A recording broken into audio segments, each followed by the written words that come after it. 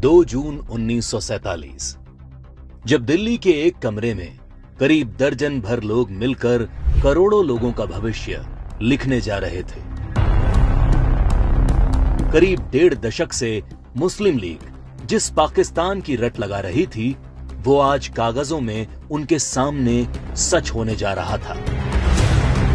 सिर्फ 2 हफ्तों में भारत के खंडित होने की योजना पर मोहर लग गई। भगवान राम के बेटे लव का बसाया लाहौर, ढाकेश्वरी माता का तीर्थ ढाका, गुरु नानक देव जी का जन्म स्थान ननकाना अब 2 टुकड़ों में बंटने जा रहा था।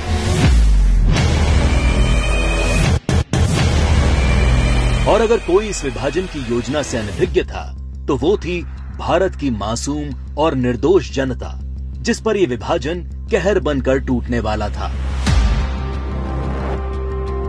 1947 को अंग्रेजों द्वारा किया विभाजन देश का पहला विभाजन नहीं था।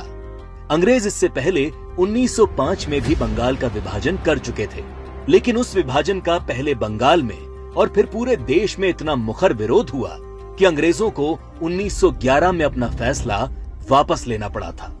विभाजन का जो काम अंग्रेज 1905 में नहीं कर पाए, वो 1947 में करने में कैसे सफल हो गए?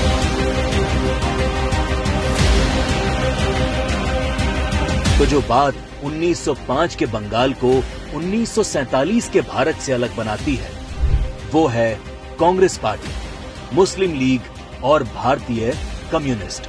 1905 में बंगाल विभाजन के विरोध के बीच ही 1906 में मुस्लिम लीग का जन्म संयुक्त बंगाल के ढाका में हुआ। बंग भंग आंदोलन के बाद जन्मी मुस्लिम लीग ने 1909 में मार्ले मिंटो सुधार के नाम पर पृथक निर्वाचन प्रणाली मांग से शुरू करके अगले 30 साल में अलग इस्लामिक राष्ट्र पाकिस्तान के नाम पर भारत को मजहब के नाम पर बांट कर रख दिया। 1920 के तुर्की के खलीफा के समर्थन में चलाए गए कांग्रेस के खिलाफत आंदोलन ने मुस्लिम कट्टरपंथियों को यकीन दिला दिया कि वे अपनी गैर जरूरी मांग पर भी कांग्रेस के नेतृत्व को मना सकते हैं। इसके बाद 1930 में अल्लामा इकबाल ने पहली बार मुस्लिम लीग के अधिवेशन में अलग इस्लामिक राष्ट्र की रूपरेखा रखी। इकबाल की कल्पना के इस अलग इस्लामिक देश के लिए पाकिस्तान नाम सबसे पहले चौधरी रहमत अली ने प्रयोग किया। जब 1933 के तीसरे गोलमेज सम्मेलन में चौधरी रहमत अली ने पाकिस्तान अभी नहीं तो कभी नहीं नाम के पर्चे बांटे और करीब 7 साल बाद 1940 में लाहौर अधिवेशन में मुस्लिम लीग ने पहली बार पाकिस्तान नाम के अलग इस्लामिक देश का प्रस्ताव पास किया और 1947 में 10 लाख लोगों की लाश पर चढ़कर एक अलग इस्लामिक देश बना लिया।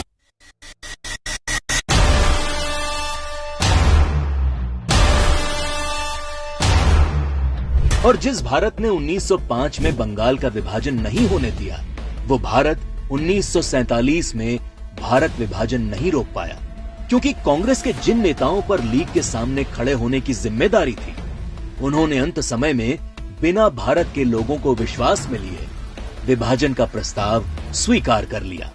देश तोड़ने के इस खेल में एक हिस्सा भारत के कम्युनिस्टों ने भी निभाया।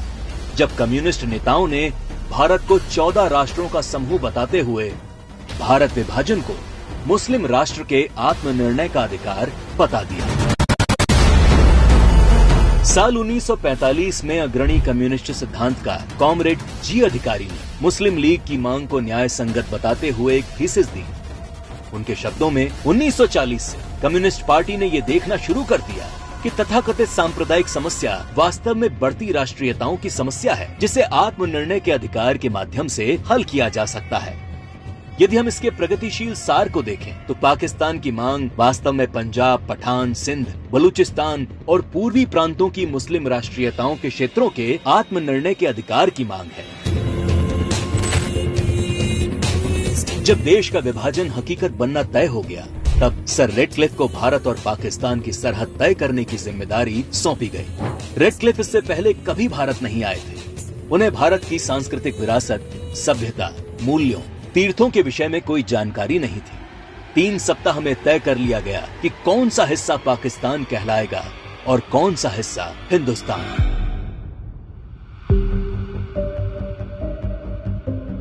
सदियों से एक जैसे इतिहास, भाषा, बोली, खान पान लिए रह रहे लोग, गांव और शहर रातों रात दो देश बन गए। करीब 1.5 करोड़ लोग रातों रात बेघर हो गए और करीब 10 लाख से अधिक लोग इस विभाजन के नाम पर काल के गाल में समा गए। ये विभाजन जिसने आगे चलकर पूर्वी पाकिस्तान में एक नए नरसंहार को जन्म दिया। शहर के शहर रातों रात खंडर में बदल गए। शहर दर शहर दंगे और आगजनी शुरू हो गई। वो लोग जो हवेलियों में रहते थे वो अब रातों रात रिफ्यूजी बन चुके थे। अपना सब कुछ लुटाकर लोग सड़ी गर्मी और बरसात में मीलों तक फैले काफिले हजारों की तादाद में अपनी जान बचाकर चले आ रहे थे। सबसे बुरा हाल महिलाओं का हुआ, जिन्हें इस विभाजन की सबसे क्रूर कीमत चुकानी पड़ी। सैकड़ों महिलाओं का अपहरण और बलात्कार किया गया।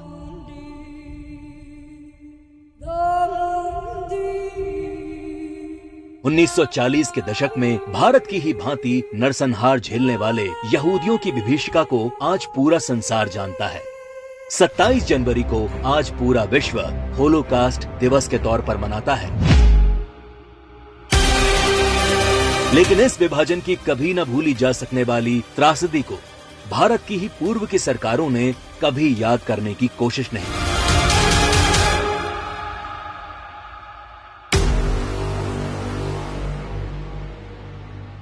विभाजन विभीषिका दिवस 14 अगस्त का दिन विभाजन विभीषिका का स्मरण करने का दिन है।